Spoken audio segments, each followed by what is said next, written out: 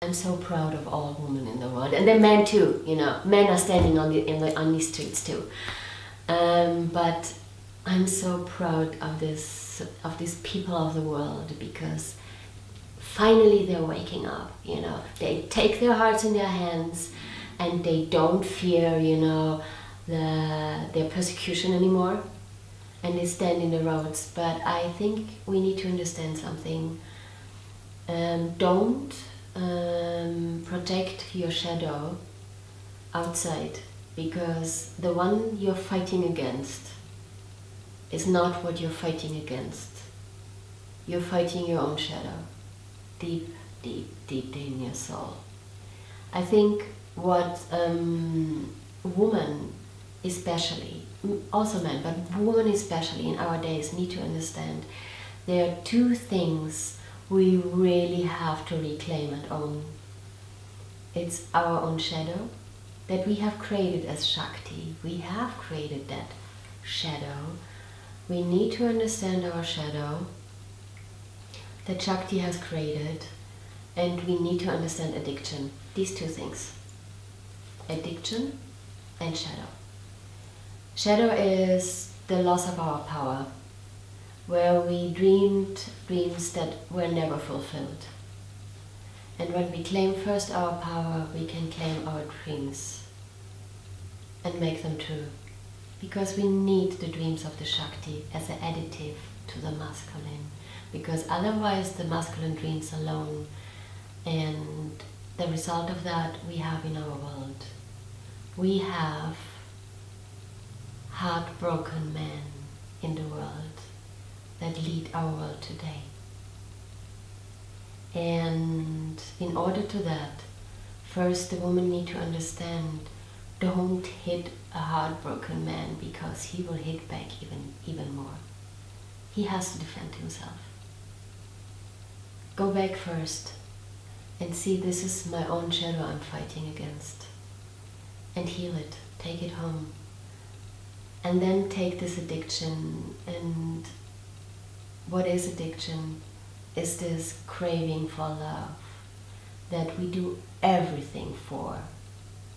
We really sacrifice ourselves for us, and we do things for love that do not support an awakened Shakti. We have so many things, and I did them too in my life, because I had to learn. You know, I did things that were a contradiction to my awakened Shakti. And me too, I needed to learn that there is an addiction there. There's a craving that has become an addiction. It's my drug. This craving for love. The things we do for love are so poisoning. And we need to remember to love ourselves first, you know. We have lost the ability to love ourselves. And this is a long-going process, you know, for man and woman, because women have Shakti and men have Shakti. It's just a percentage, you know, that is a balance. But we first have to return to love ourselves deeply. And this is how we see God. Because God loves us so deeply. So it's a hard work to love ourselves, you know, because we see so many things in the mirror of ourselves where we say, I'd better not like to have that, you know. It's ugly, it's sticky, it's even bad, you know. But maybe we need this little spice of humor to see ourselves and say, oh, and gee, there's something bad again.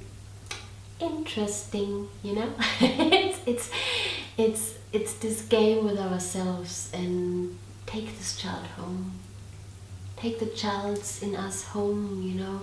This child's that we have lost somewhere in our childhood and somewhere else. This child that was craving for love.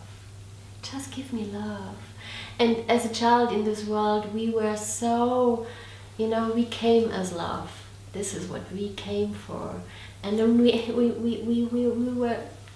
were thrown in the world, and suddenly we woke up in different situations, you know. I remembered, you know, and my mom told me I was not a wished child, you know. And I was thinking so many years, why? Why did I incarnate to be an unwelcomed, unwished child? It started that my mom did not love me, you know, when I was there. But the first moment I touched this ground in the belly of my mom was the experience I was an unwished child. And that makes something to us. We come with full potential of love, and suddenly we are rejected. We are rejected, you know, in the birth of this belly of our mom, you know, in these 9 months. Things can happen, and it makes something with us, because, and then the rejection, you know, asks us to say, oh, I do even more, you know, I submit myself, give me that love, please give me that love. That was not a promise. But there comes a day where you need to let it go. And remember, no, she and our parents could not do it differently. That's the way they have learned it. But we, as an awakening society, we need to step back and say, why? Why? Why? And then acknowledge, I was rejected. And what did it to me, you know? What did this feeling of rejection do to me? And in the end, we can never change something that happened. But what we can change is how we feel about it. We can go back and change our feelings, you know? Rewind them, like, you know, when you have this, you know, wool, you rewind it, and you go back and say, okay, I cannot change the situation, but I can now change how I feel about it. And that does not mean we go into a victimhood, you know, and say, oh my God, you know, no. This has to be a very empowered relationship with ourselves. How do I feel about it? And I say, okay, I was rejected. It was like that. Stay there. Stay there. But acknowledge your existence. Don't create fear of existence. Stay there in the existence. And there should not be any feeling there, because first you need this heritage, this gift of God of existence. We were deeply desired. This universe desired each of us so deeply. We were deeply wanted. And we need to return to that. I was deeply wanted at the beginning of the time. I was deeply wanted by this earth. She was praying for us, you know, to come. And this mantra, I am deeply wanted. I am deeply wanted. I am enough, has the potential to heal everything in us.